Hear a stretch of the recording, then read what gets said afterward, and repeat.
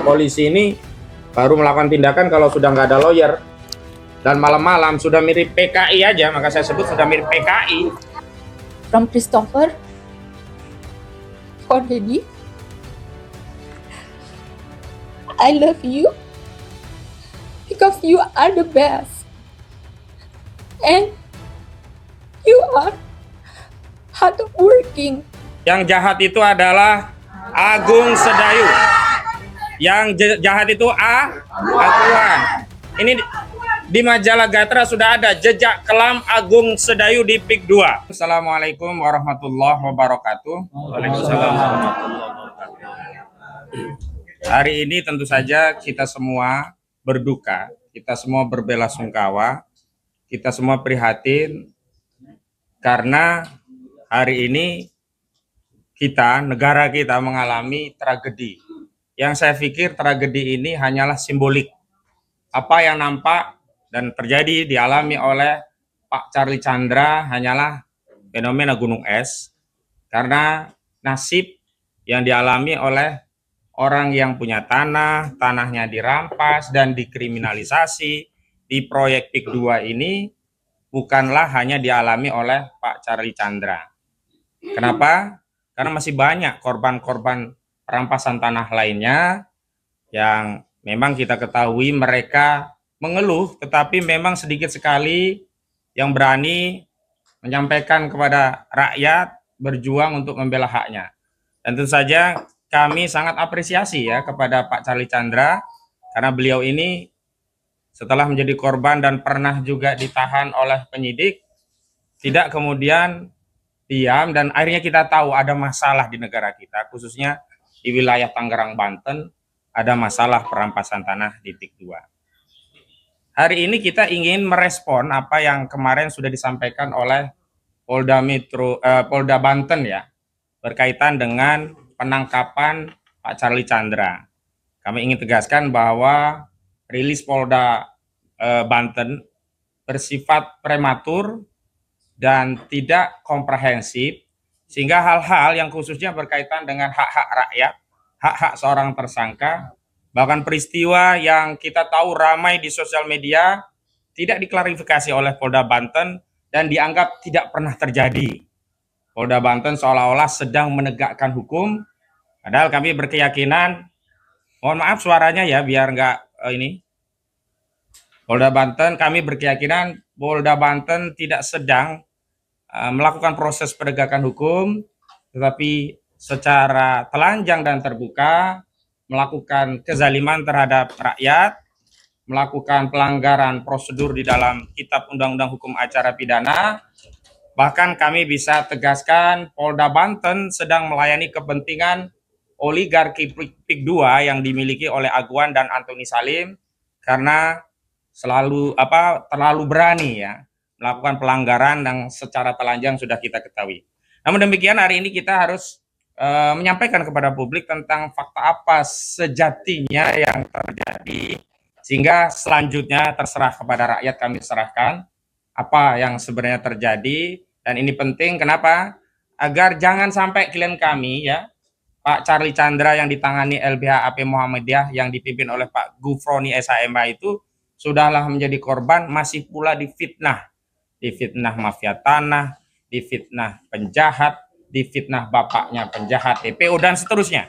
Jadi ini yang penting. Baik, hari ini kita akan melakukan konferensi pers, dan untuk mengawali tentu kita ingin tahu peristiwa apa yang terjadi.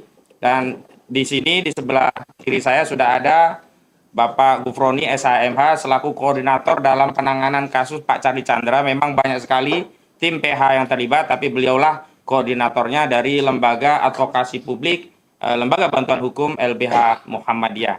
Kepada Pak Gufroni kami persilahkan. Baik, terima kasih.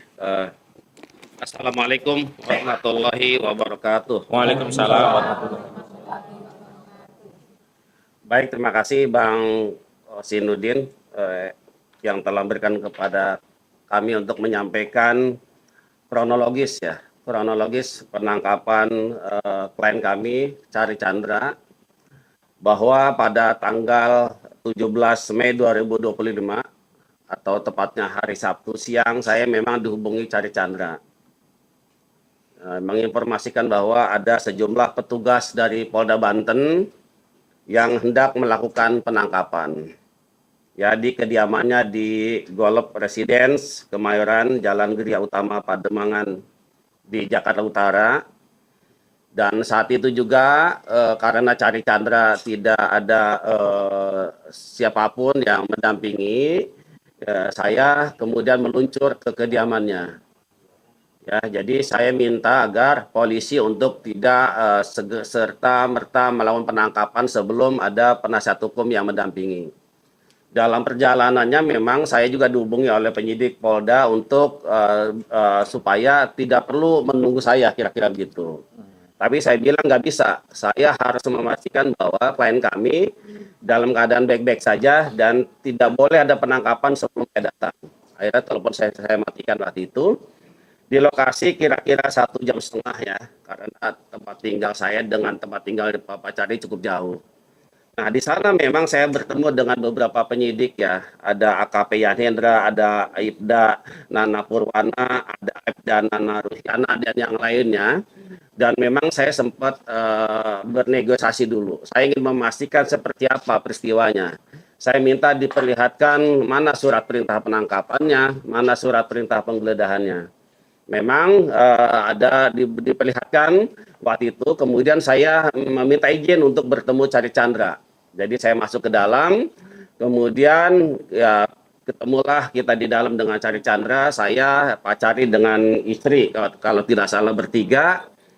Kemudian saya mendapatkan penjelasan dari Cari Chandra dan tentu kita menyepakati bahwa memang proses penangkapan itu sebetulnya prematur ya. Tidak sebagaimana yang diatur dalam KUHP, karena pada saat itu kami dari tim kuasa hukum sebetulnya sedang menunggu jawaban atau tanggapan dari Polda Banten terkait surat permohonan yang kita layangkan sebelumnya, di mana di dalam surat itu kami meminta agar proses pidana ini untuk sementara dihentikan, mengingat karena tim kuasa hukum Cari Chandra juga sudah mengajukan gugatan perdata secara resmi di Pengadilan Negeri Jakarta Utara. Makanya pada saat Cari Chandra diperiksa di Polda, dalam keterangannya bahwa klien kami tidak bersedia untuk diperiksa sebelum ada jawaban dari Polda yang mengabulkan atau menanggapi surat yang kita layangkan. Namun ternyata tiba-tiba di hari yang Sabtu itu ternyata sudah banyak anggota kepolisian yang kurang lebih mungkin 20 orang yang tiba-tiba berusaha untuk melakukan penangkapan. Memang telah terjadi negosiasi yang cukup alot dan panjang, dan sebagaimana kita ketahui bahwa itu juga prosesnya sampai malam. Sabtu malam, dan juga penyidik juga tidak berhasil untuk melakukan penangkapan sehingga mereka menemui kita untuk kita akan tarik diri. Saya masih ingat kata-katanya. Jadi kita penyidik akan tarik diri untuk tidak melakukan penangkapan, dan saya minta saya ya selaku kuasa hukum untuk menjamin bahwa Cari Chandra akan datang dalam panggilan nanti. Saya waktu itu negosiasi kalau bisa hari Selasa lah, ya jangan Senin kan gitu. Ternyata memang suratnya untuk pemeriksaan di hari Senin. Nah, proses itu ternyata tidak sebagaimana yang kita sepakati. Ternyata sampai malam hari itu, sampai jam 12, kami memprediksi kemungkinan jam 24.00 sudah tarik diri. Ternyata sampai jam 1 itu masih ada anggotanya. Bahkan sebelumnya memang sempat lampu dimatikan selama 2 jam itu, sehingga kami juga tetap bertahan untuk memastikan bahwa malam itu tidak ada penangkapan. gitu ya. Kemudian keesok harinya ada intimidasi yang sebetulnya ini tidak sesuai dengan kesepakatan yang tadi malam. Ternyata mereka masih berupaya agar Cari Chandra bisa untuk ditangkap dengan modus misalnya ada dari tim kesehatan yang datang, gitu ya, untuk diperiksa. Ini kan kami melihat bahwa ini ada modus agar Cari keluar langsung dibawa. Tapi ternyata Cari Chandra tetap bersikukuh kan gitu, kita akan nanti memberi panggilan dan seterusnya. Dan yang mengagetkan buat kami ternyata tindakan polisi itu sudah berlebihan. Kalau di hari pertama hari Sabtu itu sampai malam masih bisa tuh akses keluar masuk orang. Masih bisa misalnya memesan makanan. Tapi di hari selanjutnya di hari Minggu itu sudah tidak boleh lagi pesan makanan, dilarang. Kemudian tamu-tamu juga tidak boleh lagi masuk ke dalam. Bahkan sampai masih ada menggedor pintu rumah, kemudian bahkan ada kondisi di mana ada orang tua istri Cari Chandra yang berusia 82 tahun dalam kondisi fisiknya yang sangat tergantung pada peralatan medis karena kan waktu itu dimatikan lampunya 2 jam. 2 jam listrik. Oke.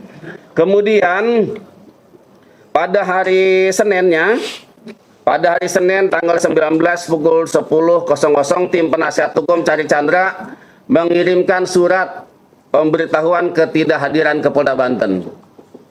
Ya. Yang ditujukan kepada Ditreskrimum Polda Banten, UP AKP Yan Hendra SAMH. Jadi Senin itu pagi Pak Bang Wasidudin telah mengirimkan surat untuk bahwa pada hari Senin klien kami tidak bersedia untuk diperiksa karena tidak sesuai dengan KUHAP. Karena dalam ketentuannya pemanggilan itu setidak-tidaknya adalah minimal 3 hari. Jadi bayangkan suratnya itu hari Minggu ya. Minggu kemudian untuk diperiksa di hari Senin. Jadi sangat waktunya sangat sedikit sekali. Kemudian Senin tanggal 19 2025 sekitar pukul 18 ya, jam 18.45 kebetulan kami ada di Polres Jakarta Utara. Kami ditelepon oleh saudara Cari Chandra bahwa ini sudah akan ada upaya paksa gitu loh, dengan cara mulai untuk merusak pintu. Jadi diberitakan bahwa sebelumnya sudah ada banyak anggota-anggota polisi. Ini sesuatu yang di luar dugaan. Jadi benar saja bahwa pada sekitar pukul 18.45 itu petugas Polda Banten memaksa masuk rumah Cari Chandra dengan mendobrak pintu dan jendela rumah. Jadi awalnya jendela dulu dia masuk salah satu, kemudian pintu luar itu dibuka.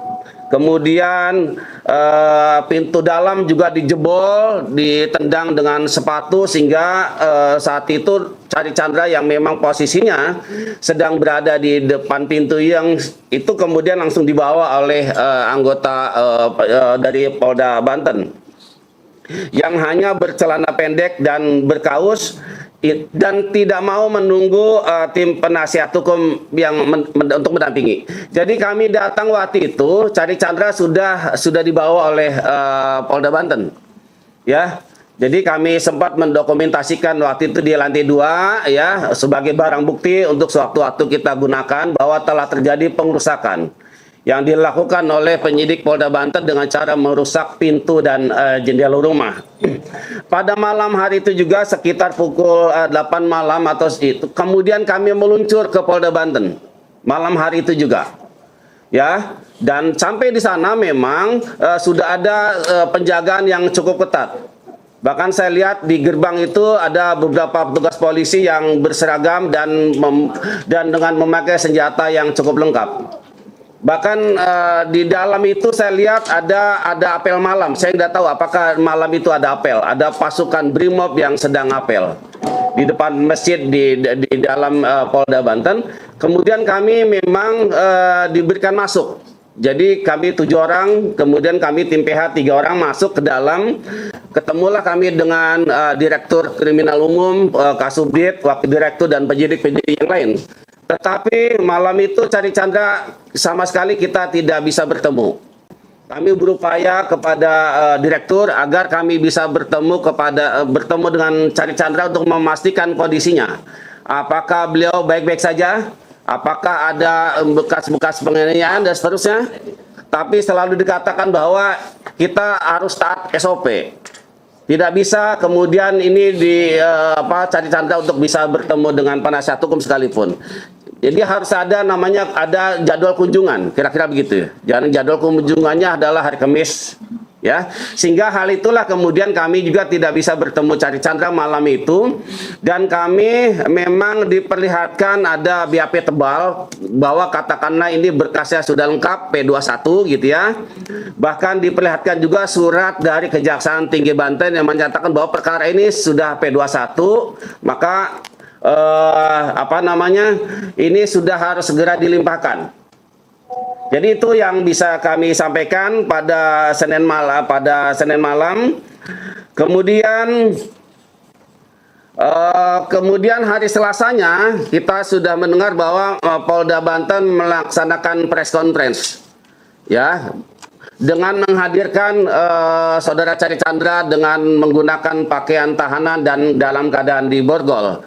Jadi ada beberapa hal pernyataan dari Direktur Kriminal Umum yang sebetulnya itu juga sepenggal-sepenggal. Karena mereka bilang bahwa apa yang terjadi narasi di luar itu sepenggal-sepenggal. Jadi karena diputar berulang-ulang, soal itu benar. Saya katakan apa yang disampaikan oleh Direktur Kriminal Umum itu juga sepenggal-sepenggal. Jadi tidak melihat pokok persoalan yang lebih utuh. Bahwa ada perkara pidana, oke, ada putusan, tetapi jangan lupa bahwa ada perkara perdata yang sudah inkrah. Di mana Sumita Chandra almarhum dari ayahnya Cari Chandra selaku pembeli itu dikatakan sebagai pembeli beritikat baik. Jadi tidak ada misalnya bahwa Sumita Chandra dianggap melakukan pemalsuan. Jadi kita juga harus luruskan itu. Kemudian ya hari Rabunya kami mendapat informasi bahwa Cari Chandra akan dilimpahkan ke Kejaksaan Negeri Kabupaten Tangerang atau Kejaksaan Tiga Raksa. Maka saat itu juga kami meluncur ke Polda Banten. Ya, hari Selasa siang ternyata sudah keburu dibawa. Jadi akhirnya kita tunggu di Kejaksaan Negeri Kabupaten Tangerang di Tiga Raksa, dan dilakukan serah terima dari Polda Banten ke tim JPU langsung yang menangani nanti. Sudah ada tanda-tanda penyerahan segala macam. Kemudian di hari itu juga sorenya, ya, setelah dari Kejaksaan Negeri Tiga Raksa, Cari Chandra langsung dititipkan di rutan kelas 1A Tangerang, atau biasa disebut dengan istilah rutan Jambe. Jadi disitulah kami sempat ketemu, bahkan termasuk di Kejaksaan Negeri kita sempat ngobrol sedikit dan kita berikan support. Intinya Cari Chandra dalam keadaan sehat, tegar, dan siap untuk menghadapi kasus, walaupun ini adalah yang terjadi yang 2 kali.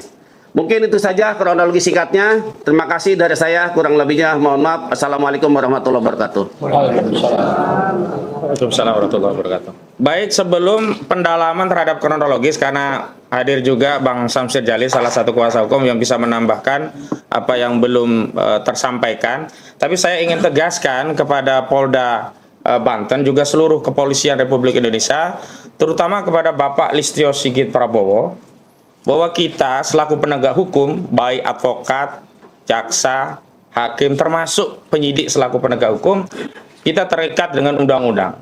Dan dalam proses penyidikan perkara pidana, acuannya itu sama, yakni Kitab Undang-Undang Hukum Acara Pidana. Dan jelas di dalam pasal 70 ayat 1 KUHP ditegaskan bahwa penasihat hukum sebagaimana dimaksud dalam pasal 69 berhak menghubungi dan berbicara dengan tersangka pada tiap pemeriksaan dan setiap waktu untuk kepentingan pembelaan perkaranya. Jadi tidak benar polisi menyatakan ada SOP khusus sehingga kami PH datang diusir, tidak boleh datang, suruh masuk jam besuk. Memangnya kami ini pengunjung besuk? Memangnya kami ini tamu umum? Kami ini penasihat hukum, kami ini bekerja berdasarkan surat kuasa. Dasar kami bekerja adalah undang-undang. Prosedur untuk menangani perkara pidana sama. Hakim acuannya KUHP, jaksa acuannya KUHP, advokat acuannya KUHP. Kenapa kok polisi bikin SOP sendiri sehingga menghalangi penasihat hukum untuk ketemu? Apalagi sebelumnya juga polisi secara lancang melakukan penangkapan tanpa didampingi. Dan saya mau klarifikasi, prosedurnya harusnya di depan RT atau RW setempat. Ini tidak ada RT RW-nya yang menyaksikan. Itu sudah mirip teroris saja itu yang jemput. Kalau tadinya tidak ada surat, kami anggap itu OTK itu. Masa kerja kepolisian seperti OTK begini? Ini kan menakutkan, organisasi tak dikenal. Kalau kami misalnya diperlakukan seperti itu, kan ini sebuah kezaliman. Bukan kalau faktanya memang diperlakukan seperti itu. Jadi saya tegaskan, yang dizalimi bukan hanya Charlie Chandra, termasuk kami tim penasihat hukum.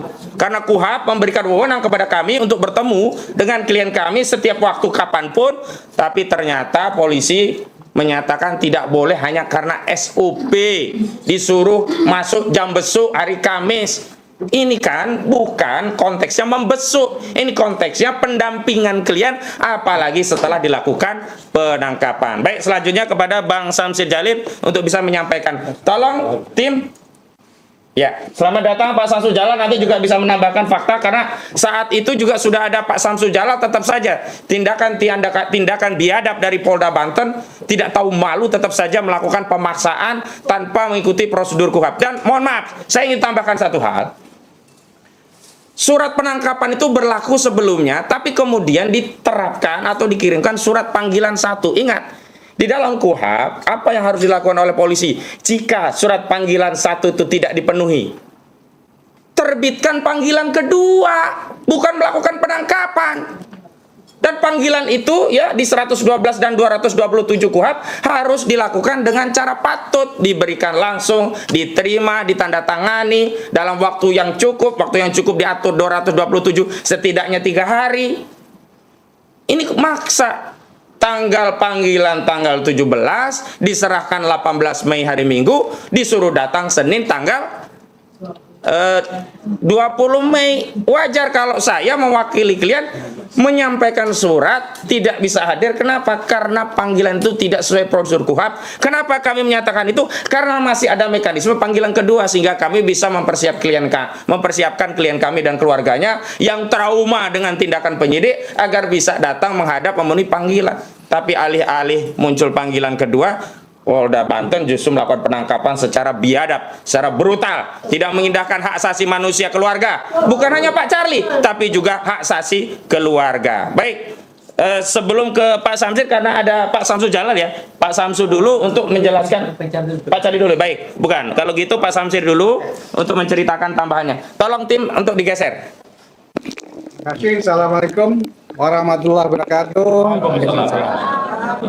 Kronologi penangkapan tadi sudah disampaikan dengan lengkap oleh Pak Gufron.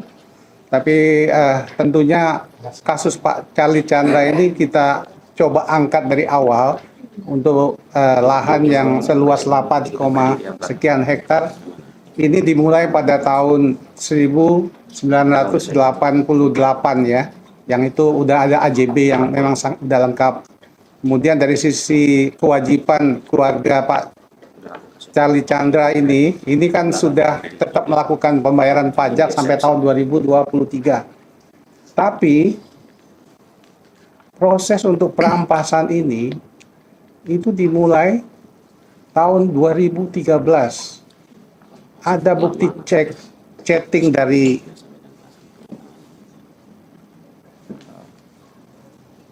yang namanya Ali Hanafi Dijaya, itu dari PIK 2 itu menghubungi Bapak Suminta Chandra tahun 2013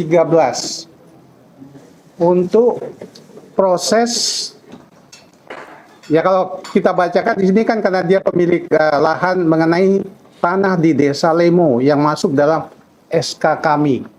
Nah ini kan tentu di tahun 2013 ini yang tanah yang dari 1988 sampai 2013, 25 tahun dikuasai penuh dan dimanfaatkan secara penuh oleh Pak Sumita Chandra, orang tua dari Pak Charlie Chandra ini setelah 25 tahun mulai ada keinginan untuk mengambil alih.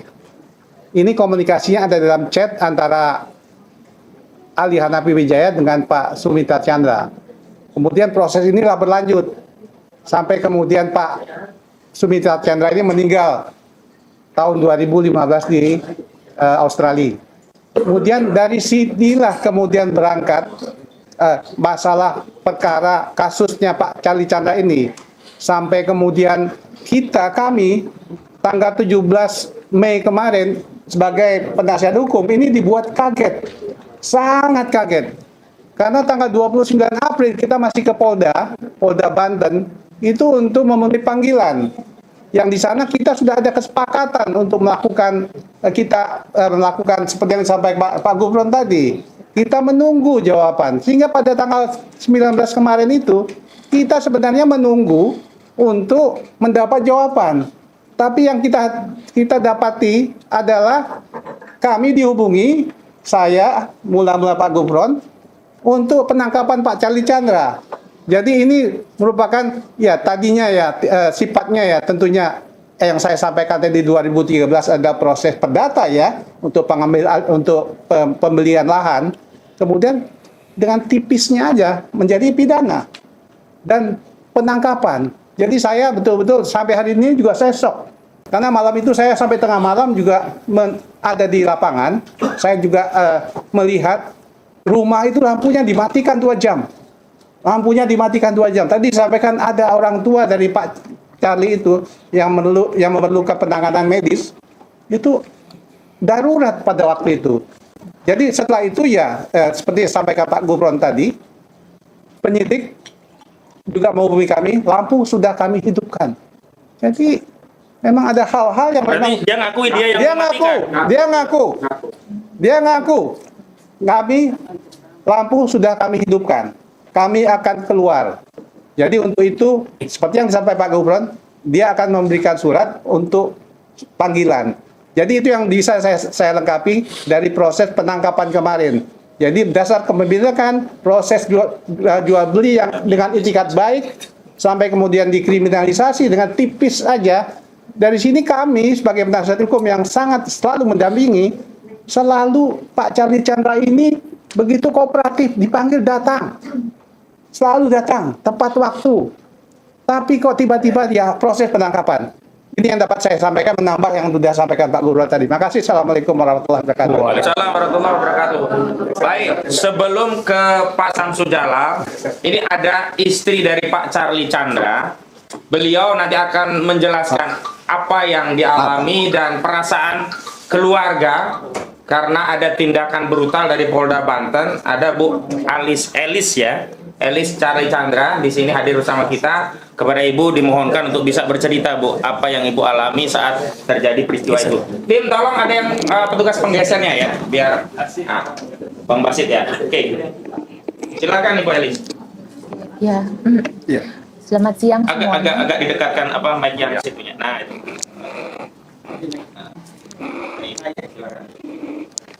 Ya, selamat siang semuanya.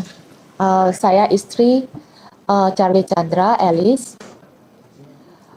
Saya di sini pertama aku ingin berterima kasih untuk kepercayaan semuanya, publik masyarakat kepada Charlie Chandra. Terima kasih sudah mempercayai Charlie Chandra. Ini merupakan dukungan moral yang sangat besar buat Charlie, buat saya dan keluarga.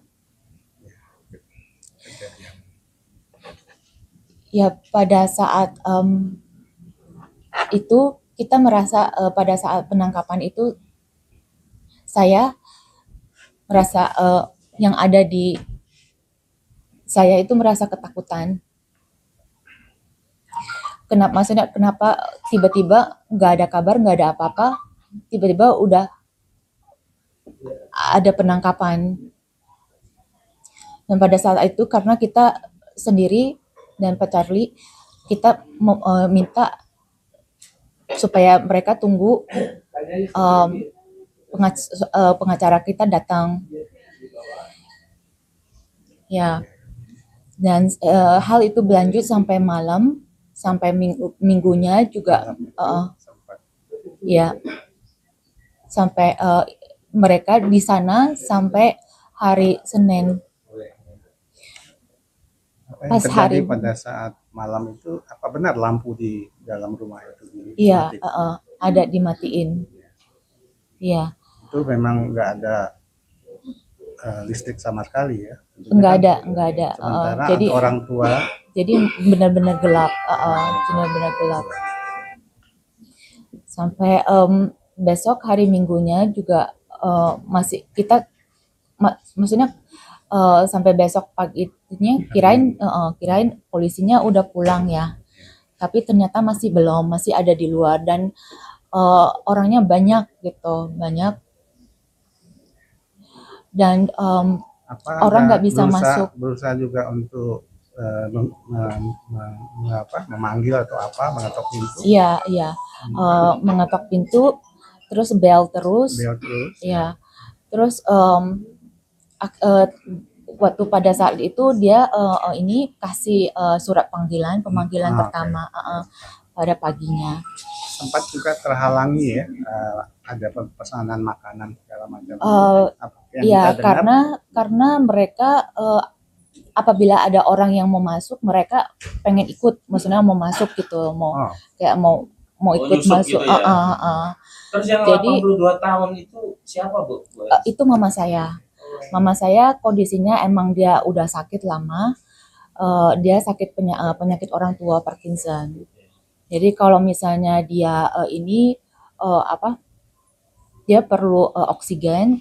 Kalau oksigennya lagi turun, dia perlu itu. Jadi di rumah kita selalu ada tersedia tabung oksigennya, selalu ada. Dan kalau makanan itu datang selama dari hari Minggunya, hari Sabtunya kan kita nggak ada masalah makan, masih oke. Nah hari Minggunya itu, nah kita agak kesusahan keluar masuknya. Jadi kalau misalnya kayak ada orang yang mau datang juga nggak dikasih gitu. Terus ada kalau misalnya kita sendiri juga takut mau pesen Gojek karena nggak berani keluar gitu. Jadi akhirnya hari Minggu kita semua di rumah, dan hari Seninnya kita sempat berpikir ini anak-anak gimana ya, mau sekolah nggak gitu. Maksudnya gimana cara keluarnya gitu kan. Biar nggak khawatir mereka masuk gitu ya. Iya. Sempat kepikir apa anak-anak mau diliburkan dulu hari Seninnya. Tapi pagi itu ya Pak Kozin datang, akhirnya anak-anak bisa sekolah dan anak-anak hari Senin sekolah. Hari Senin kita beraktivitas seperti biasa. Hari aparat masih di depan. Tapi mereka udah nggak berani deket-deket, maksudnya jadi kita keluar masuk bisa hari Seninnya. Jadi hari Senin anak-anak keluar masuk sekolah, terus les sore. Nah pas sorenya jam 6 saya sama anak-anak pulang dari pulang les. Nah dari sana aku lihat mereka banyak sekali orangnya yang berkumpul. Nah pas itu saya di mobil dengan anak-anak, dan mereka datang menghampiri mobil saya dengan mengetok jendela supaya aku turun gitu. Tapi karena ada anak-anak aku nggak mau turun karena aku nggak mau hal begini itu kelihatan anak-anak saya. Jadi udah di depan rumah. Wah, mereka udah di depan rumah. Sampai dengan mobil itu di depan rumah. Iya, mereka di depan rumah. Iya. Untuk memaksa suruh supaya aku turun, memanggil saya turun gitu ya. Nah, tapi karena ini aku pikir ini aku nggak mau anak-anak lihat, akhirnya aku putar mobil ini titipin anak saya ke tetangga. Baik, harapannya Bu terhadap kasus yang dialami suami Bu apa kepada masyarakat, kepada Pak Polisi dan lain-lain? Saya berharap masyarakat publik tetap mendukung Charlie Chandra, tetap mempercayai Charlie Chandra bahwa dia ada di pihak yang benar.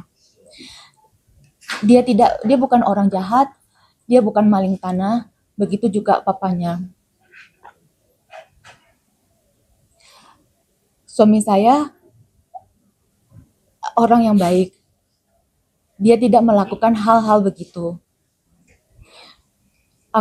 Saya mohon supaya keadilan bisa kita dapati, nama baik bisa kita dapat kembali. Dan sekarang suami saya udah ditahan.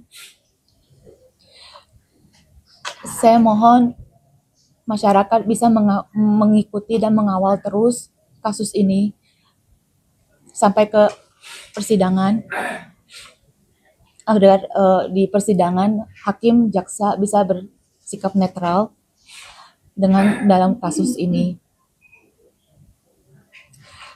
Saya, anak-anak sangat merindukan suami saya, papanya. Anak saya setiap malam mencari papanya, selalu menanyakan dedinya ada di mana. Saya bilang dedinya lagi kerja di luar. Ditanya terus berapa lama pulangnya. Dan itu saya saya sangat nggak bisa menjawab. Aku sangat bingung gimana menjawabnya. Ini ada catatan, kemarin anak saya sempat chat teks ke dedinya, ke nomor handphonenya. Dia suruh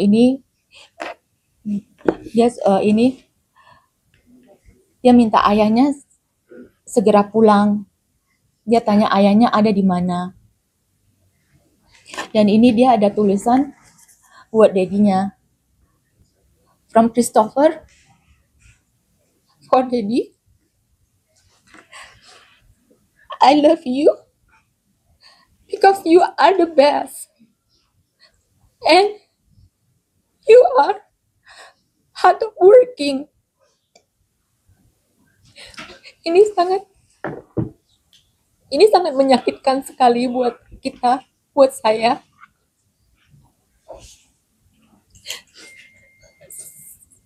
Saya berharap ini cepat selesai.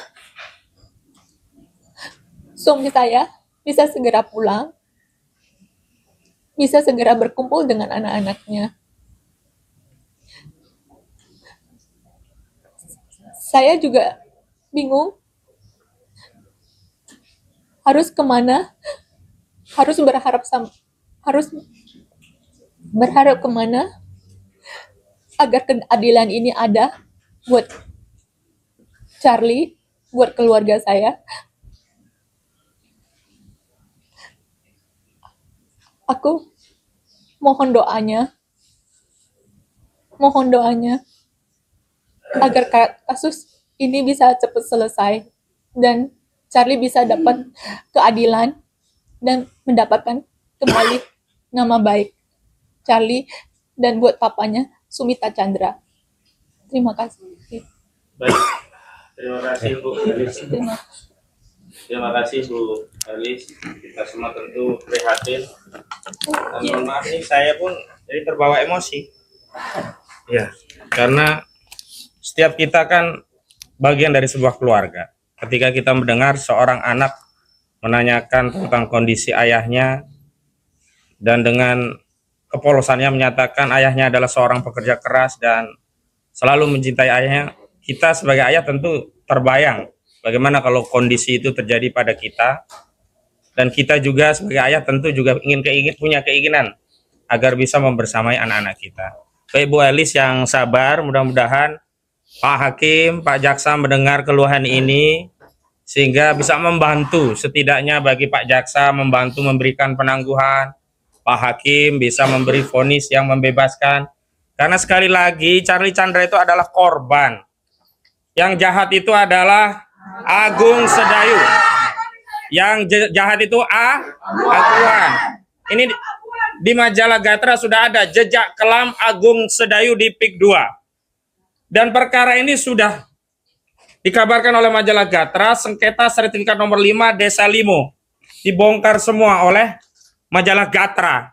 Dan mohon maaf, berkasnya, putusan perdatanya itu penggugat yang menggugat Pak Sumita Chandra itu sudah ditolak sampai kasasi, dan dalam pertimbangan kasasi ditegaskan saat itu pengadilan tingginya masih di Bandung karena masih Jawa Barat, belum pisah jadi Banten. Ini kasus sudah lama sebenarnya. Itu ditegaskan, kasasi ditolak, dan dipertimbangkan bahwa Pak Sumita Chandra itu adalah pemilik sah sertifikat nomor 5 di Desa Limo ini. Dan kita tahu modus operandi Agung Sedayu Group dalam melakukan perampasan tanah itu selalu menggunakan person lain, mengurus dengan, saya tidak sebut oknum BPN, orang-orang BPN. Sama seperti kasus pagar laut, orang-orang BPN yang kemudian dijadikan sarana untuk merampas tanah rakyat. Bukan hanya rakyat pribumi, non pribumi pun dimakan oleh Aguan ini. Baik, ada di tengah-tengah kita dan Puspom Abri ya, yang pada kejadian itu ada di TKP. Kepada Pak Maijen Purnawirawan TNI Samsul Jalal, mohon berkenan untuk menyampaikan pandangannya Pak untuk memberikan pembelaan. Silakan.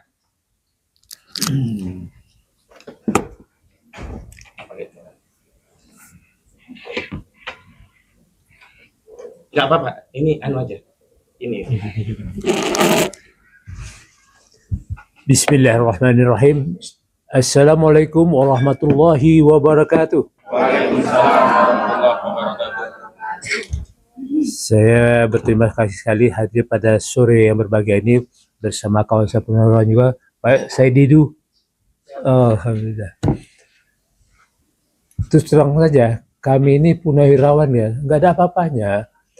Kami sebagai orang yang beriman ya, hanya amal ma'ruf nahi mungkar. Sampai sama polisi saya bilang, kalian ini apa sih? Kalian polisi rakyat atau polisi aguan? Saya bilang gitu. Ada apa? Saya bilang, Bu ya yang sopan. Ini rumahnya dikepung kayak gitu kan. Alhamdulillah juga banyak juga anggota-anggota polisi militer yang hadir pada waktu itu. Ya, mereka juga loyal, solidar. Wah, ini ada Samsul Jalal nih, ada apa? Nah, mereka hadir. Jadi untuk dalam Puspom nggak usah khawatir karena anggota yang hadir juga bukan apa-apa. Hanya ada Samsul Jalal, itu aja. Jadi saya ini terpanggil. Karena apa? Itu saya bilang, kita ini apa? Amar ma'ruf nahi mungkar. Nggak ada lain lagi. Karena bakal kita itu aja. Bagaimana untuk menegakkan keadilan. Mencegah kemungkaran itu kan. Nah, saya hadir malam itu juga untuk mencegah kemungkaran. Karena saya tahu siapa Aguan. Itu sama aja. Oh, kita mengerti juga lah. Polisi bukan main kan. Bangun apa di PIK 2 itu? Di Pantai Indah Kapuk itu. Bangun posko Brimob sana kan. Diresmikan oleh Kapolri gitu kan. Astagfirullah, saya nggak tahu lah. Makanya negeri kita ini apa sih?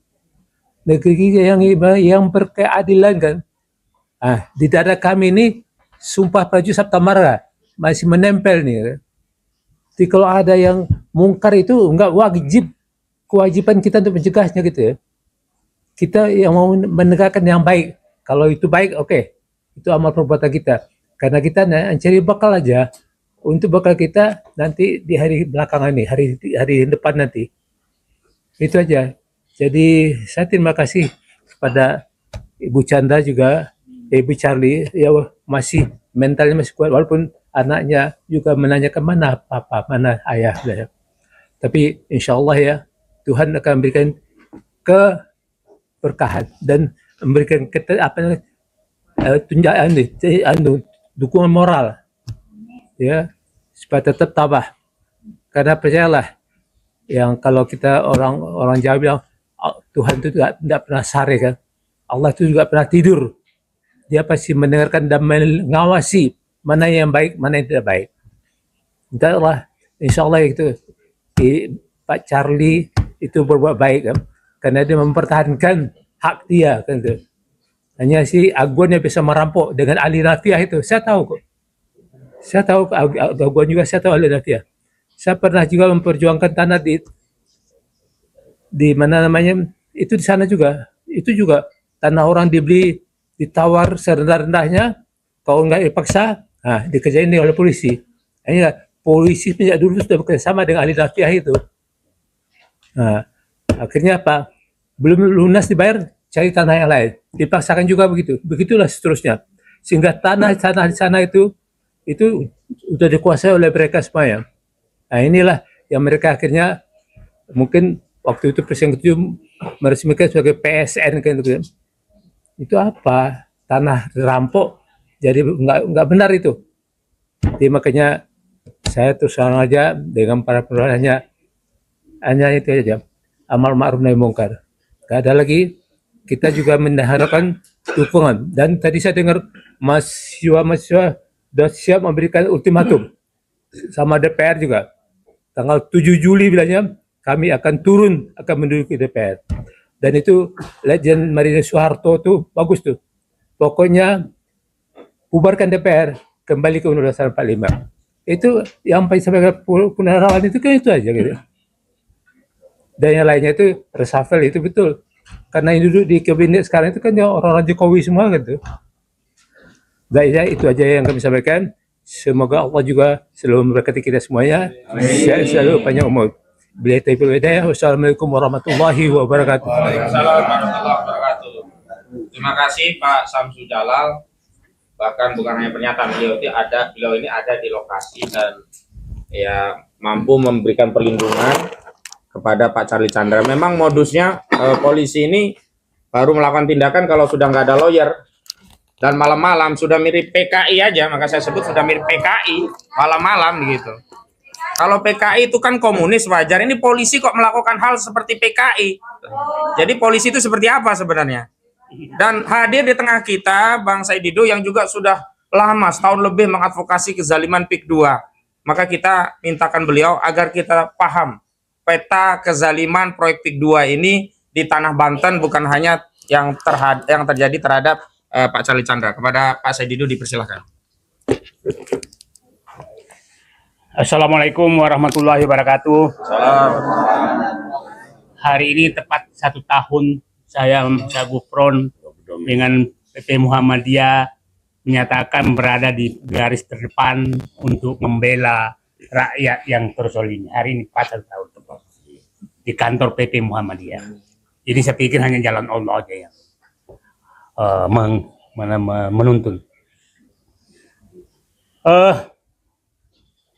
Bagi saya, Charlie Chandra adalah pahlawan. Karena dari sekian puluh orang yang kena kasus seperti Charlie Chandra, itu tidak ada yang berani masang badan. 3 hari sebelum Charlie Chandra ditangkap, dia bawa toko besar, etnis Chinese juga, dan orang kaya, jauh lebih kaya dari Charlie Chandra, yang tanahnya sedang digusur, dan kita mau bela.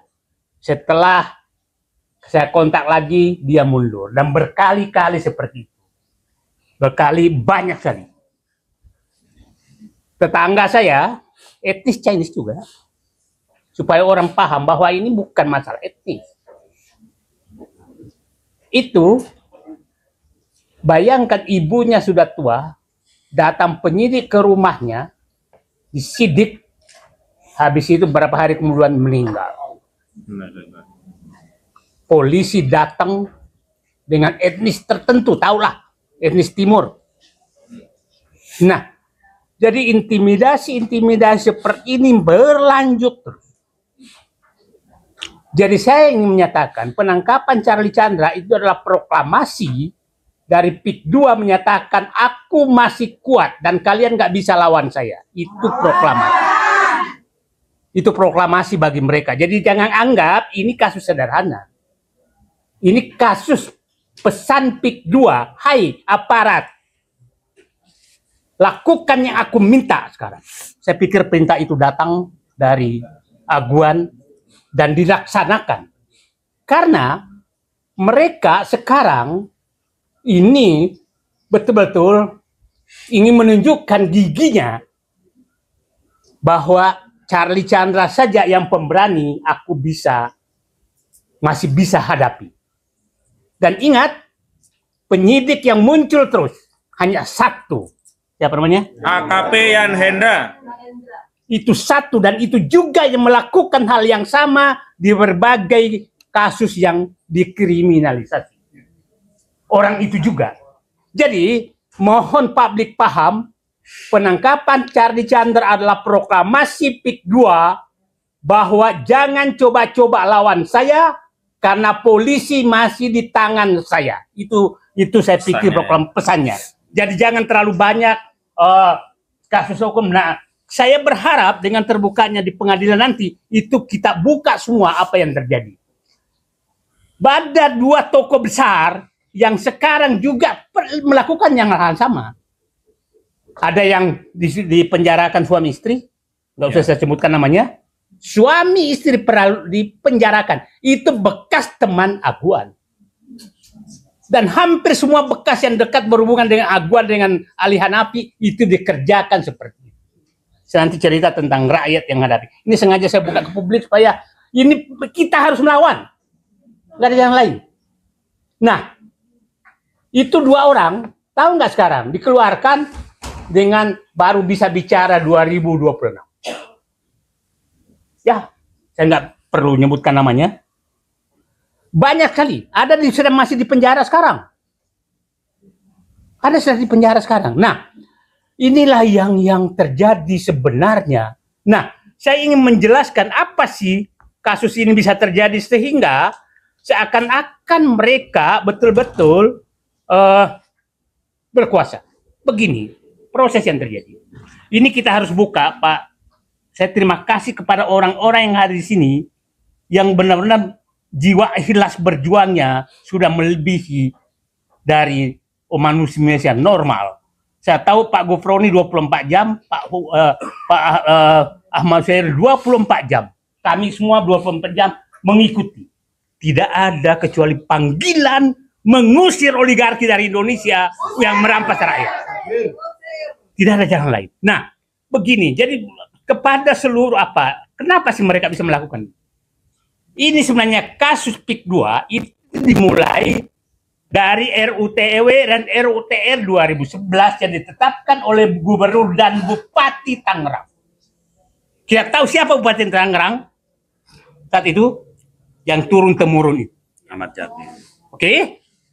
Nah, bekerja sama dengan PIK 2. Sehingga apa yang terjadi? Diberikanlah izin prinsip kepada PIK 2. Kepada wilayah itu.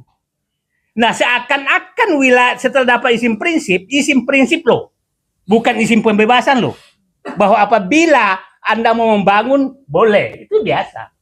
Tapi dibalik, kepada seluruh aparat, itu seakan-akan wilayah itu sudah pengakuan milik dia. Itulah kata-kata Ali Hanafi kepada siapa? Sumita Sumita Chandra. Chandra menyatakan, tanahmu masuk peta kami. Dan itu dilakukan ke semua orang yang punya tanah. Ternyata termasuk tanah Said Didu menyatakan masuk peta kami. Masuk peta kami, kan kurang ajar. Seakan-akan tanah itu sudah miliknya. Nah, dengan masuk peta itu, maka seakan-akan terserah. Nah, setelah masuk peta, izin prinsip, maka semua data tanah yang ada di situ ada di tangan PIK 2. Kerjasama dengan kepala desa, BPN, semua ada di tangan. Bayangkan, tanah saya yang ada di sana, saya sendiri nggak tahu luasnya. Dia tahu luasnya. Bayangkan saya kan bilang, tanah saya sekitar 9 hektar. Di Rut, Agung Sayu menyatakan tanah saya itu cuma 9 hektar. Hebat kan? Di Rut, PIK 2 tahu tanahnya saya itu. Nomor 10. Saya itu sendiri nggak tahu tanahnya berapa.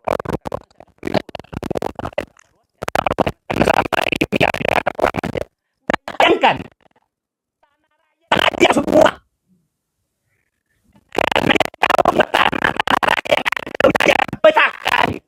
tadi, maka dia bisa merekayasa semua kasus-kasus yang ada di sekitar daerah tersebut.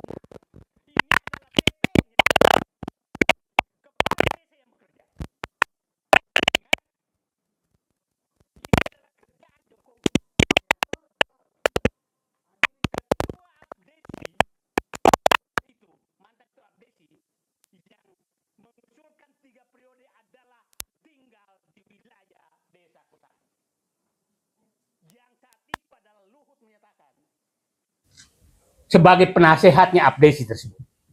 Jadi ini politik sangat besar sehingga kepala desa digerakkan untuk meneruskan kerjaan Jokowi.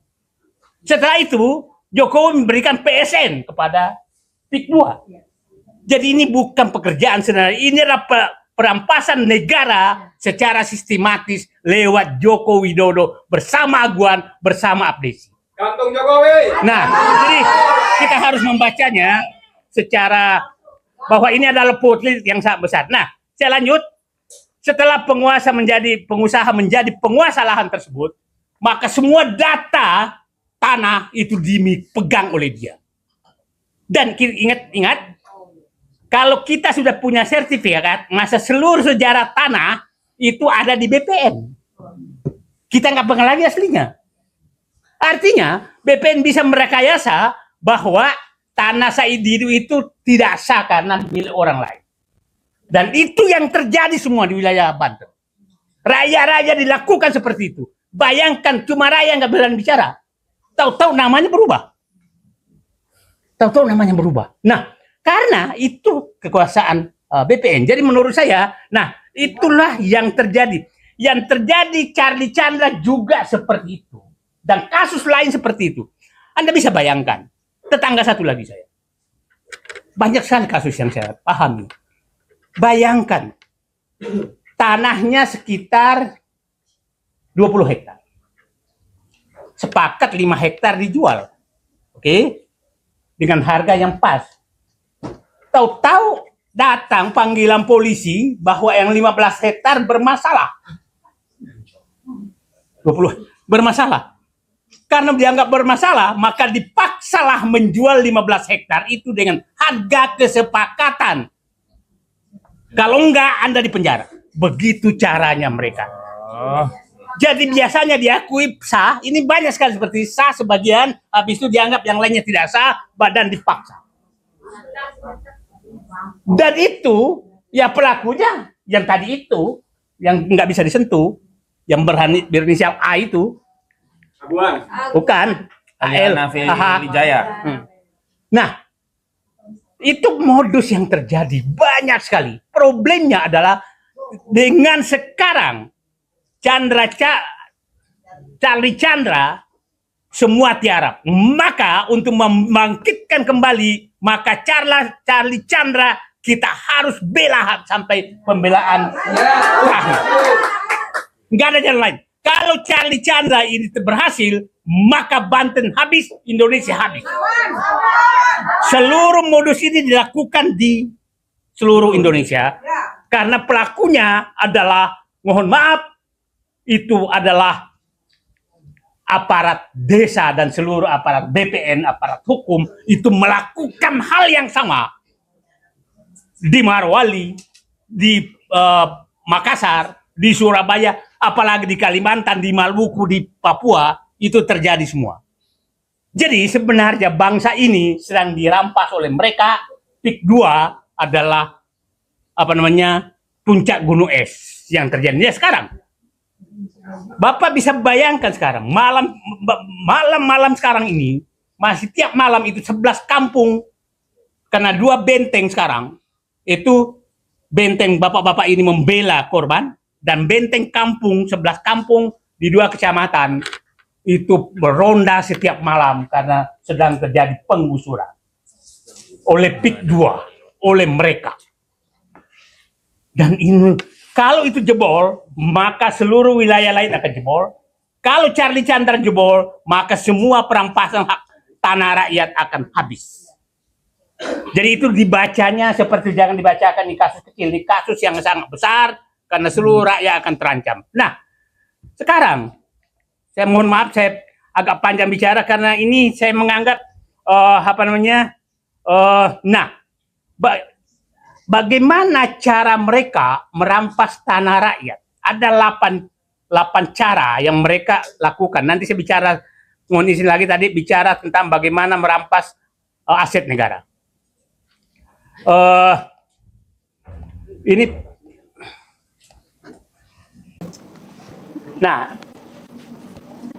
Ini satu, 8 modus pengambilan paksa oleh PIK 2. Satu, dipaksa jual saat di rumah sakit, diatur oleh oknum aparat, notaris, dan pengembang. Datang ke rumah sakit. Tidak sedikit orang yang sedang sakit itu dilakukan hal yang sama, termasuk Pak Fuad, ini kan dibikin isu seakan-akan melarikan diri, padahal belum tersangka. Kok melarikan diri? Dan kita tahu pengacara yang dapat karpet merah terus sejak zaman Jokowi, kita tahu siapa dia. Dia laporkan semut pun, maka semut itu juga ditangkap. Iya, betul. Ya, jangankan orang, semut aja ditangkap. Semut dilaporin bisa ditangkap. Dia. Dan itu tidak lebih dari 24 jam semua ditangkap.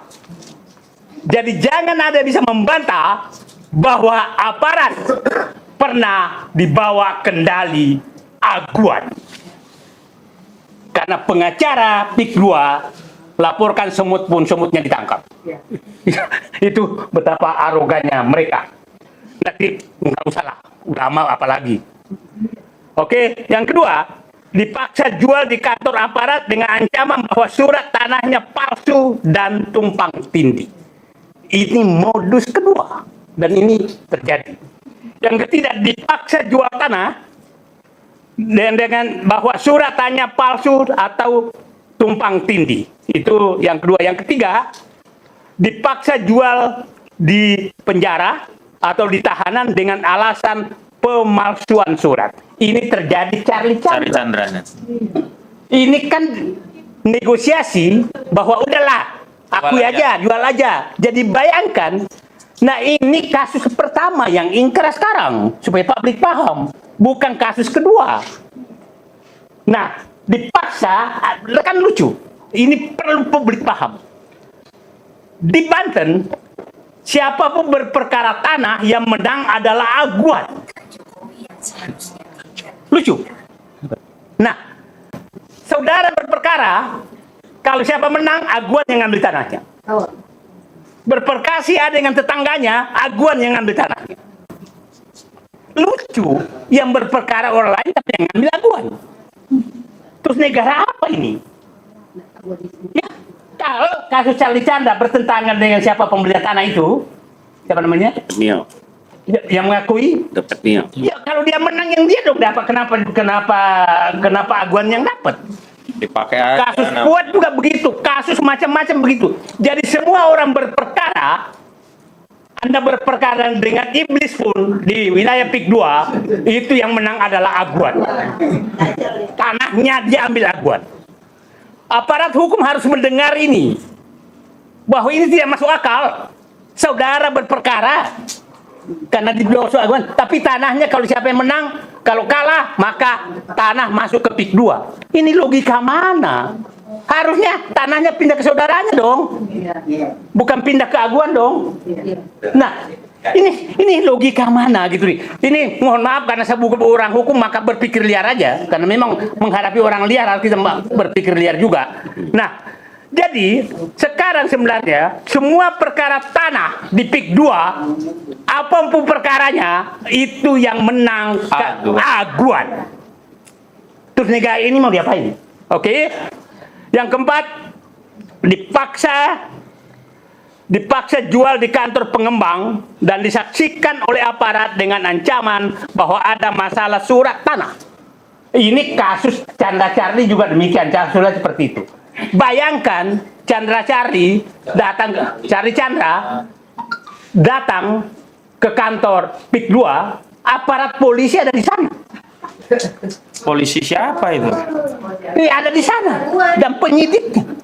Ini negara apa gitu loh. Nah,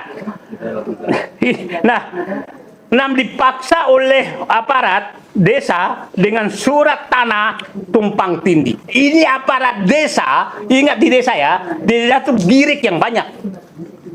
Dan itu betul di tangan desa. Dan ingat, semua kepala desa di wilayah Banten itu sudah betul-betul ujung tombak daripada PIK 2. PIK 2. Nah, jadi ya tadi saya katakan, Ketua Abdesi Nasional itu yang mengusulkan Jokowi 3 periode. Itu deh kepala desa Kosambi.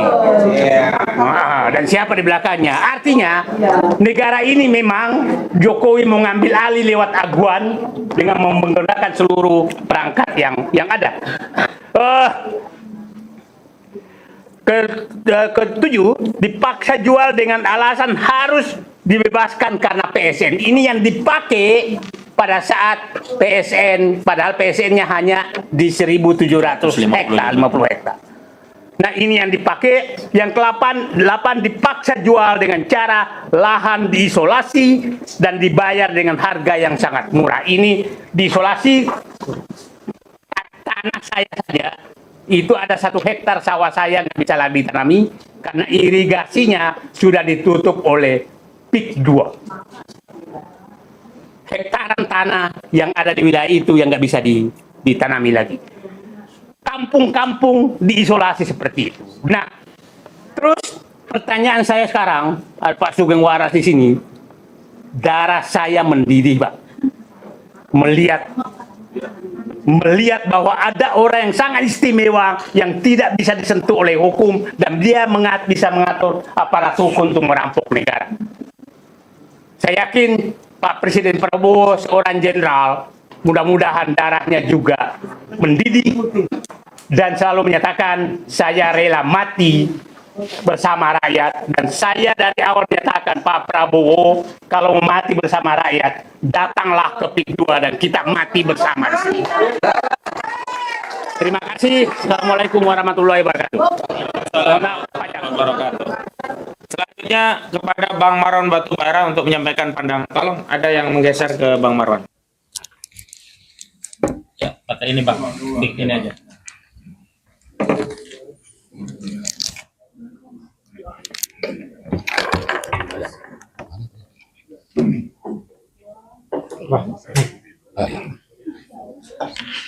Bismillahirrahmanirrahim. Ini ya, oh ya. Ya, terima kasih Mas Ahmad. Assalamualaikum warahmatullahi wabarakatuh. Ada beberapa hal yang ingin saya sampaikan. Pertama, tentu saja kita ingin mengucapkan rasa keprihatinan yang mendalam atas musibah yang dialami oleh sahabat kita, yaitu Pak Cari Chandra, termasuk juga sekaligus memberikan apresiasi yang tinggi atas keberanian beliau bersikap seperti tadi sudah disebut Pak Said, ada puluhan orang yang mengalami hal yang sama, tapi justru hanya beliaulah yang berani untuk bersikap. Bersikap untuk apa? Bersikap untuk melawan kezoliman, untuk mempertahankan hak. Jadi ada faktor bahwa haknya dizolimi. Oleh siapa? Oleh rezim. Siapa rezimnya? Rezimnya adalah rezim oligarki hitam yang melakukan kejahatan state corporate crime. Jadi kalau kita sebut-sebut tadi polisi, Polda Banten misalnya, lalu ada nama tadi yang disebut sebagai Yan Hendra, maka ini hanya operator lapangan, ya, operator lapangan, karena di atas itu pasti ada Kapolda, ada Kapolri. Kapolri kalau dulu bosnya itu adalah Joko Widodo, ya, Joko Widodo. Jadi kalau kita lihat siapa sebetulnya pelaku state corporate crime ini, maka kita urutlah dari atas sampai ke bawah, sampai ke polisi yang hanya jadi kacung-kacung gitu. Ini yang sedang kita hadapi. Kemudian yang kedua, perlu kita ingatkan bahwa di bawah rezim oligarki itu yang namanya hukum, keadilan, hak asasi manusia itu sudah diinjak-injak, ya, sehingga seperti apapun kita berusaha, kalau memang mereka merasa bahwa pendekatan otoritarisme, kemudian pendekatan politik kekuasaan, lalu dukungan dana yang sangat kuat dari oligarki, maka semuanya akan bisa dikalahkan. Nah, karena itu saya kira kita harus bangkit. Bangkitnya seperti apa? Ya, rakyat harus melawan seperti yang sudah ditunjukkan oleh Pak Charlie Chandra.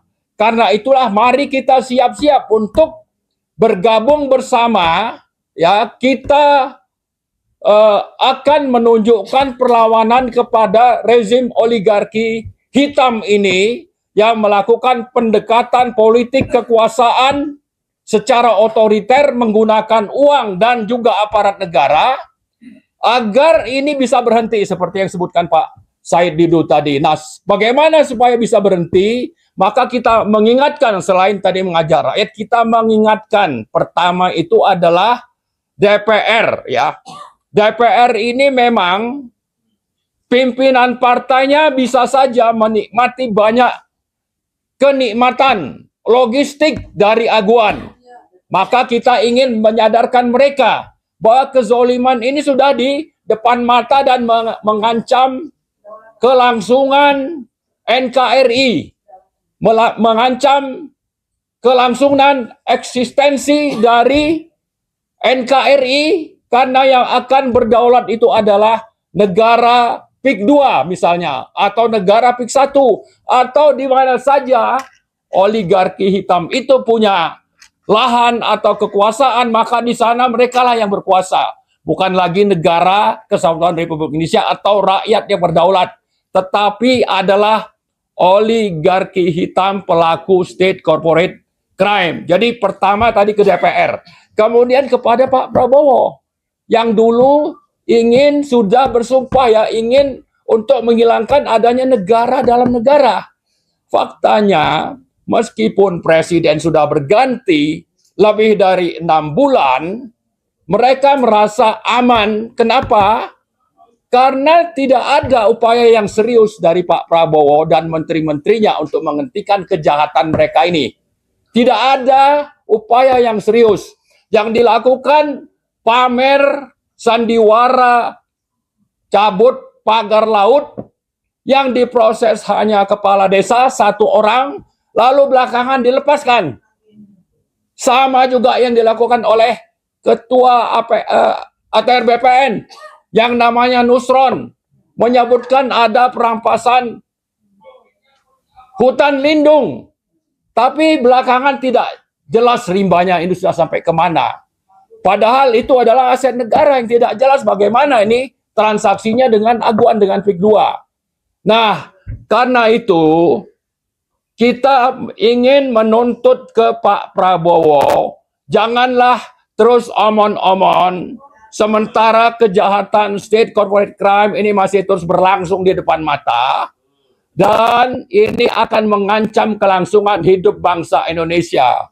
Ya, kemudian yang terakhir, saya kira kita juga ingin mengingatkan kepada otoritas jasa keuangan untuk menghentikan yang namanya PIK 2 ini supaya di-listing dari Bursa Efek Indonesia. Kenapa? Karena lahan yang dikuasai untuk bisnis propertinya itu diperoleh dengan cara zolim, mengambil alih tanah milik negara, sekaligus merampas tanah rakyat yang sangat jelas bertentangan dengan peraturan yang berlaku dan dilakukan dengan pendekatan tadi saya sebut adalah pendekatan politik kekuasaan zolim yang menggunakan aparat negara untuk kepentingan sempit bagi orang-orang yang hanya memikirkan kepentingan pribadi dan tidak peduli dengan bagaimana rakyat itu akan menderita. Saya kira itu saja. Terima kasih. Assalamualaikum warahmatullahi wabarakatuh. Baik, tolong dibantu Ya, selanjutnya Pak Sugeng Waras untuk bisa menyampaikan dukungannya untuk Pak Charlie Chandra. Silakan Pak Sugeng. Beliau Ketua Forum Purnawirawan Pejuang Indonesia (FPPI). Ya, silakan. Assalamualaikum warahmatullahi wabarakatuh. Waalaikumsalam warahmatullahi wabarakatuh. Para sahabatku, saya fokus kepada menanggapi sehingga kita punya pemikiran, pandangan terhadap kasus kriminalisasi terhadap saudara kita Chandra. Namun izinkan sebelumnya saya membuka latar belakang atau hal-hal yang membuat kita lebih yakin terhadap perjuangan kita. Karena saya sadar bahwa di sekitar kita sekarang ini ada kawan-kawan pejuang, juga ada kawan-kawan medsos yang kita sama-sama bisa membesarkan, bisa meluaskan apa yang kita rencanakan dan apa yang akan kita lakukan ke depan menghadapi masalah seperti ini. Saudara-saudara, kita nggak usah berkecil hati. Kita berada pada pihak yang benar. Kenapa saya katakan begitu? Negara kita itu negara hukum, bukan negara kekuasaan. Artinya kalau negara hukum mengedepankan hukum, mengutamakan hukum. Tetapi kalau negara kekuasaan mengutamakan kekuasaannya. Ya contohnya seperti peristiwa kriminalisasi waktu penangkapan saudara kita Charlie Chandra. Negara yang mengutamakan hukum pasti yakin, kita ingat, sumber hukum yang tertinggi kita adalah Undang-Undang Dasar 1945. Ini saya singgung agar menambah keyakinan kita bahwa perjuangan kita pada perjuangan yang benar. Bukan andal apa asal-asalan. Di mana disebutkan pada pasal 28 bahwa kita diberi kesempatan berserikat, berkumpul yang dijamin dan dilindungi oleh undang-undang. Jadi banyak sekali yang jadi pedoman pegangan kita. Pada pembukaan atau preambul Undang-Undang Dasar 45, di sana jelas apa yang kita perjuangkan. Bahwa kita sesungguhnya mempunyai hak untuk kebebasan kemerdekaan. Oleh karenanya atau oleh sebab itu, maka penjajahan di atas dunia harus dihapuskan. Karena tidak sesuai dengan peri kemanusiaan dan peri keadilan. Itu yang menjadi dasar kita. Kita sebenarnya sedang melawan penjajah. Bentuk penjajahan singkat saja statikan ya seperti yang dilakukan Aguan. Jadi itu penjajah yang harus kita lawan. Jangan ragu-ragu. Kalian tidak bekerja sendirian. Saya, Pak Samsu Jalal, orang yang masih muda-muda ini, karena Pak Samsu Jalal baru menginjak 82. Saya sendiri katanya istri saya sekarang sudah berumur 75. Nah, itu tidak menjadikan kendala. Saya tetap menemani bersama teman-teman Purnawirawan. Yakinlah, Purnawirawan akan berjuang bersama-sama Anda. Oleh karena itu, kalau ada lagi kesulitan, jangan dilupakan kita. Tarik kita. Pada prinsipnya, apapun ormas yang terdiri dari Purnawirawan, intinya berjuang bersama rakyat. Karena visi misinya dia adalah oleh dan untuk rakyat. Ini yakin. Jadi kembali kepada penjajah tadi. Kita jangan pernah ragu-ragu. Aguan penjajah. Proses ini terjadi, kekuasaan tertinggi kita adalah pada presiden yang waktu itu dijabat oleh Jokowi. Yakinlah, saya tidak perlu banyak cerita. Jokowi adalah sumber perusak negara kita. Sumber penghancur negara kita. Sumber pemecah persatuan dan kesatuan bangsa. Sumber perusak demokrasi. Sumber perusak konstitusi. Sumber perusak masa depan bangsa Indonesia. Itu Jokowi. Jadi kejadian ijazah palsu atau kejadian persawahan terkait Banten itu hanya sebagian dari apa yang dirusak, apa yang dilakukan oleh Jokowi. Dan saya yakin kalau saudara-saudara melihat bagaimana sikap Prabowo terhadap Jokowi, hubungan Prabowo dan Jokowi itu banyak artinya. Tetapi saya yakin bahwa Prabowo tetap berpendirian. Akhirnya Jokowi harus diadili seadil-adilnya. Saudara, kalau saya mencurhatkan sedikit betapa beratnya beban Prabowo. 6 bulan belum bersempat memikirkan masa depan, hanya memikirkan masalah beban yang ditinggalkan oleh Jokowi. Itu harus kita maklumi. Jadi sekali lagi, jiwa yang paling dalam tetap dia bersama rakyat. Itu yakin. Karena tanpa keyakinan itu menjadi ambyar tugas kita. Saudara, saya langsung menuju kepada terkait penangkapan Charlie Chandra. Saya ikuti lewat televisi, saya ikuti lewat YouTube apa yang dilakukan oleh mereka anggota polisi dan Pak Kojinuddin termasuk Pak Gufroni. Saya ikuti seksama. Di situ saya mengelus dada. Sebenarnya polisi itu adalah pengabdi dalam rangka pemberian perlindungan, pengamanan, dan pelayanan terhadap rakyat. Kemudian ada tambahan penegakan hukum. Lah ini yang bikin rusak.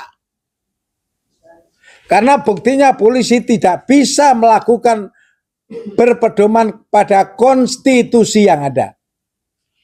Seperti disinggung oleh saudara Kojinuddin. Kita itu punya konstitusi masing-masing. Polisi berdasarkan landasannya. Hakim, pengacara, advokat, jaksa, termasuk militer, semua ada kendalinya masing-masing. Tetapi seperti kita ketahui apa yang dilakukan polisi, tidak perlu saya ulang-ulang, itu adalah bentuk semacam bentuk penjahat, brutal, tidak memberi hak-hak yang harus dimiliki oleh rakyat. Makanya waktu itu Pak Kojinuddin sudah sering menyampaikan, peganglah namanya prosedur atau protap atau SOP, adanya pemanggilan pertama, ada kedua dan ketiga. Jadi tidak ada pemanggilan pertama langsung ditangkap, dikriminalisasi semacam itu. Oleh karena saya sebagai purnawirawan mengingatkan kepada teman-teman saya polisi, marilah kita berani mengoreksi diri. Itu salah. Tapi jangan salah bahwa polisi tetap ada, TNI tetap ada, maka sinerginitas ini kalau kita dengan baik, dengan tujuan baik, dengan cara yang baik, akan menjadi baik negara kita.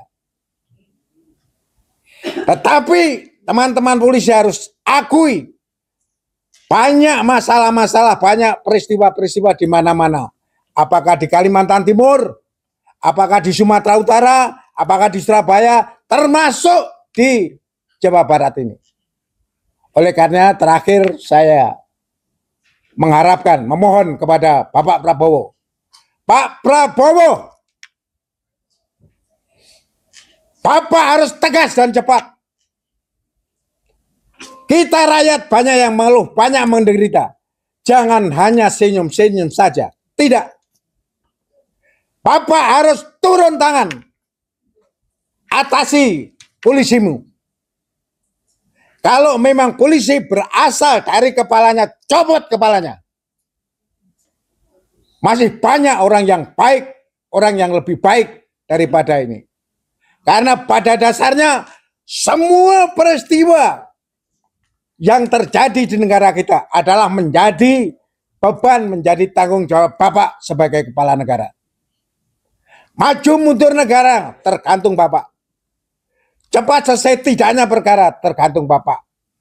Makanya sering saya katakan, kebetulan Bapak ada hubungan dengan presiden kita yang terdahulu, Pak Soeharto. Kalau waktu itu Pak Soeharto berhasil menumbangkan PKI, kita semua rakyat mengharap insya Allah Bapak Prabowo berhasil menumbangkan oligarki. Oligarki, ada oligarki kuning dan hitam. Banyak sekali menteri-menteri Bapak ini yang harus disingkirkan. Saya tidak ragu-ragu. Jadi apa yang disampaikan 8 tuntutan dari Purnawan itu tidak main-main. Itu serius. Mohon Bapak tanggapi dengan serius. Jadi sekali lagi, pemajulan terhadap Gibran bukan kita karena emosional, tetapi karena kita rasional. Kita berpikir tentang proses dan hasil pemilu tanpa mengurangi rasa hormat, tanpa mengurangi Bapak. Kita tetap menuntut Gibran harus dimakzulkan. Demikian sekali lagi saya simpulkan tentang kriminalisasi terhadap saudara kita Chandra. Polisi harus berjiwa besar, mau mengoreksi diri. Sekian, assalamualaikum warahmatullahi wabarakatuh. Waalaikumsalam warahmatullahi wabarakatuh. Baik, terima kasih Pak Kolonel Purnawirawan Sugeng Waras, dan insya Allah beliau selalu waras, ya, karena beliau Sugeng Waras, insya Allah. Yang tidak waras itu hari ini adalah polisi kita, aparat kita, termasuk pejabat-pejabat kita yang tidak peduli dengan penderitaan rakyat.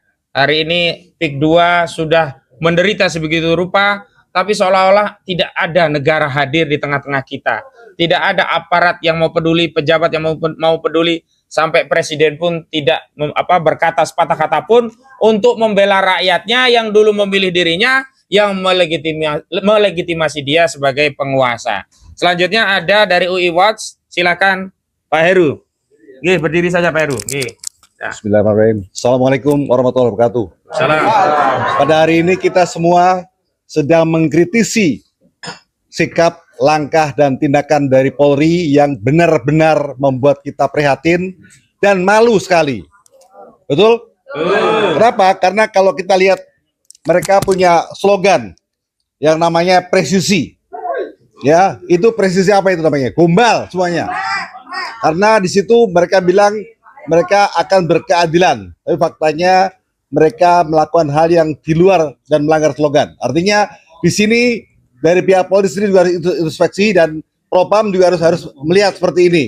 Apakah kalian membiarkan saja, dan Kapolri juga harus, kalau memang Kapolri-nya benar maka dia harus sadar. Tapi kalau tidak benar maka kita betul seperti Pak Sugeng tadi, kita ingatkan Presiden agar segera mengganti Kapolri. Demikian, terima kasih. Wassalamualaikum warahmatullahi wabarakatuh. Waalaikumsalam warahmatullahi wabarakatuh. Baik, walaupun negara seperti tidak hadir, tapi alhamdulillah kami bersyukur telah hadir di tengah kita Pak Gufroni yang memang secara resmi mewakili dari LBH-AP Muhammadiyah, satu-satunya ormas yang mengadvokasi kasus PIK 2. Kita beri aplaus kepada Muhammadiyah. Ya. Kita beri doa dan dukungan kepada Persyarikatan Muhammadiyah, mudah-mudahan bisa konsisten di jalur dakwah amar ma'ruf nahi mungkar. Sekali lagi kita berikan tepuk tangan kepada LBH-AP Muhammadiyah. Baik. Dan ternyata selain LBH-AP Muhammadiyah masih ada ya ormas-ormas yang mengambil alih fungsi negara yang hari ini tidak berfungsi. Di antaranya adalah ormas pejabat. Baik. Ya. Terakhir kepada ormas pejabat untuk menyampaikannya Ustaz Eka Jaya. Silakan, Ustaz. Ya, nanti saya Baik, Assalamualaikum warahmatullahi wabarakatuh. Alhamdulillah, hari ini kita kumpul ya dengan satu keprihatinan terjadi pada kawan kita, saudara Charlie Chandra, yang didatangi oleh aparat dengan cara-cara seperti cara-cara kita lihat film G30S PKI, dengan mendobrak, ya, mencongkel dan lain sebagainya. Ini cara-cara yang biadab kalau kita katakan, ya. Sementara prosedur hukumnya sudah jelas, ya. Nah, ini yang dinamakan penegak hukum yang melanggar hukum. Ya, ini yang harus kita lawan. Dan saya sampaikan kepada segenap aktivis, jawara, pendekar, laskar, malu dengan para purnawirawan kita yang turun. Saatnya kita bersatu, saatnya kita kompak lawan oligarki yang begitu jelas, ya, ingin merampas, merampok, dan mengintimidasi daripada rakyatnya sendiri dilindungi oleh pemerintah. Ini sudah sistematis yang dilakukan oleh oknum. Kalau dikatakan oknum, sudah bukanlah. BPN sudah jelas menjadi mafia tanah dari dulu. Ya, ditambah lagi dengan aparat-aparat pemerintah, terutama kepolisian yang sangat saat ini mempunyai moto melayani, mengayomi, melindungi. Itu semua bualan neraka. Ya, kalian hanya menjadi polisi-polisinya aguan yang hanya berani kepada rakyat dan tidak berani terhadap oligarki. Dan ingat, sampai kapan kalian akan begitu? Ketika kalian pensiun, kalian sudah tidak apa-apa lagi. Ya, AKP Yan Hendra yang sudah jelas-jelas dia melakukan banyak kesalahan-kesalahan tapi tetap dipakai oleh Polda Banten. Pak Suyudi ini sangat luar biasa.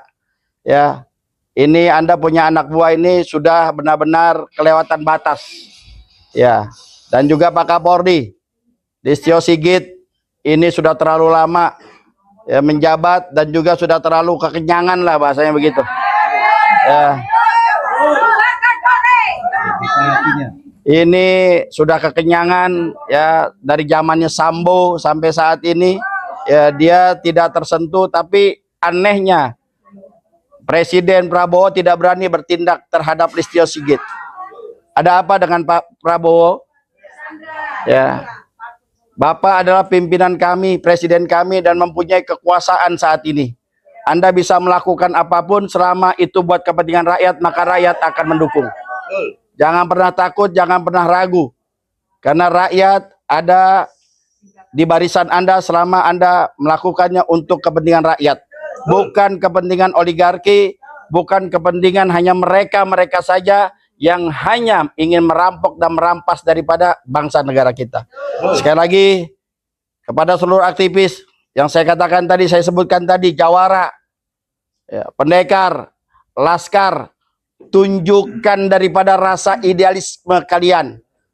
Tunjukkan rasa nasionalisme kalian. Ini negara sedang dijajah. Ini negara sedang dirampok. Ini negara sedang akan dimiskinkan. Apakah kalian akan diam? Kalian punya ilmu bela diri. Kalian punya ilmu apa yang sudah diturunkan kepada kalian. Maka gunakan itu untuk membela daripada rakyat yang terzalimi. Maka dari itu, sekali lagi, gerakan ini akan terus menjadi gerakan yang besar untuk menegakkan amar ma'ruf nahi munkar, dan kita tidak akan pernah gentar melawan kezaliman yang sudah dipertontonkan oleh aguan CS. Demi Allah, kaki jadi kepala, kepala jadi kaki, kita akan melawan itu semua. Takbir. Takbir. Terima kasih. Assalamualaikum warahmatullahi wabarakatuh. Baik, terima kasih Bang Eka Jaya selaku pimpinan Ormas Pejabat Pengacara Jawara Bela Umat Bela Rakyat. Sebenarnya masih ada satu, yakni Aliansi Rakyat Menggugat, tapi karena waktu dan tadi ketuanya Bu Menu Ulandari mencukupkan karena sudah cukup yang lainnya. Tapi sekali lagi tepuk tangan buat Aliansi Rakyat Menggugat. Ya, Dan terakhir akan saya bacakan pernyataan hukum. Mohon yang di belakang bisa berdiri biar bisa terlihat. Nah, yang baris depan ini tetap duduk. Baik. Ya. Oh ya ya, yang baris ini biar duduk aja. Nggak apa-apa. Yang baris 3 yang lainnya saja ya yang berdiri. Baik. Kita mulai ya. Baik. Apakah kamera sudah siap dari tadi? Memang sudah siap ya? Baik.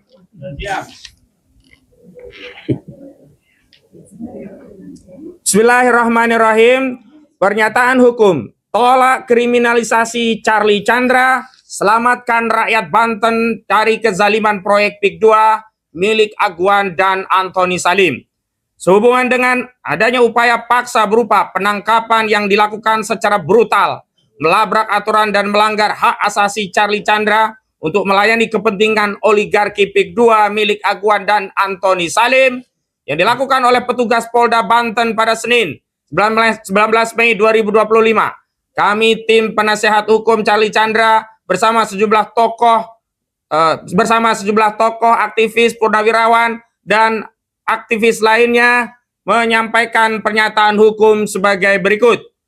Pertama, petugas Polda Banten telah melakukan penangkapan secara brutal berupa pengepungan dan intimidasi di kediaman Charlie Chandra hingga malam hari, melarang GrabFood, mengirimkan pesanan ke rumah, menggedor-gedor pintu rumah, menyorot lampu silau ke arah rumah, menaiki tangga balkon untuk berusaha masuk, mematikan listrik hingga 2 jam dengan mengabaikan di dalam rumah ada istri, keluarga, anak-anak kecil yang butuh AC, sejumlah ART, hingga orang tua istri Charlie Chandra yang berusia 82 tahun dalam kondisi fisiknya sangat tergantung pada peralatan medis yang membutuhkan suplai listrik 24 jam, dan puncaknya mendobrak pintu dan jendela rumah, membawa paksa Charlie Chandra yang hanya bercelana pendek dan berkaus tanpa mau menunggu tim penasehat hukum untuk mendampingi. Teriakan histeris istri dan anak-anaknya tidak dihiraukan. Kedua, petugas Polda Banten telah melakukan pelanggaran prosedur hukum acara dalam penyidikan perkara pidana sebagaimana diatur dalam Kitab Undang-Undang Hukum Acara Pidana. Mengingat Polda Banten telah mengirimkan surat panggilan 1 nomor SPGL garing 1747 garing Romawi 5 garing Res titik 19 garing 2025 garing Ditreskrimum Polda Banten tanggal 17 Mei 2025. Tindakan lanjutan dalam prosedur hukum acara setelah penerbitan surat panggilan 1 adalah menerbitkan surat panggilan 2, bukan malah melakukan penangkapan secara brutal dan melabrak aturan KUHAP. Ketiga, petugas Polda Banten telah melakukan pelanggaran hukum acara dan hak asasi manusia dalam penyidikan perkara pidana, menghalangi penasehat hukum untuk menemui Charlie Chandra saat penangkapan dengan mengabaikan ketentuan pasal 69 KUHAP junto pasal 70 ayat 1 KUHAP dan mengabaikan hak asasi Charlie Chandra sebagai anak manusia dengan mengabaikan ketentuan pasal 5 ayat 1, pasal 6D, pasal 11 ayat 1, dan pasal 16 ayat 2 Peraturan Kepala Kepolisian Negara Republik Indonesia nomor 8 tahun 2009 tentang implementasi prinsip dan standar hak asasi manusia dalam penyelenggaraan tugas kepolisian negara Republik Indonesia. Keempat, petugas Polda Banten telah bekerja hanya berorientasi untuk melayani kepentingan oligarki PIK 2 milik Agwan dan Antoni Salim. Mengingat pelapor PT Mandiri Bangun Makmur atau Agung Sedayu Group telah menguasai fisik tanah milik Charlie Chandra dan dijadikan kawasan industri properti Pantai Indah Kapuk 2. Modus kriminalisasi oleh polisi untuk melayani kepentingan PIK 2 jamak dilakukan kepada pemilik tanah di Banten yang menolak melepaskan haknya kepada oligarki PIK 2. Karena itu, kami meminta negara hadir dan segera mengevaluasi kinerja institusi kepolisian agar bekerja sesuai aturan. Kami juga menuntut agar negara segera menghentikan proyek PIK 2 agar tak ada lagi rakyat selaku pemilik tanah menjadi korban kerakusan oligarki PIK 2 seperti yang dialami Charlie Chandra. Negara tidak boleh kalah dengan Agwan dan Antoni Salim. Demikian pernyataan disampaikan Jakarta 22 Mei 2025 tertanda tim penasehat hukum Charlie Chandra. Takbir! Takbir! Takbir! Assalamualaikum warahmatullahi wabarakatuh.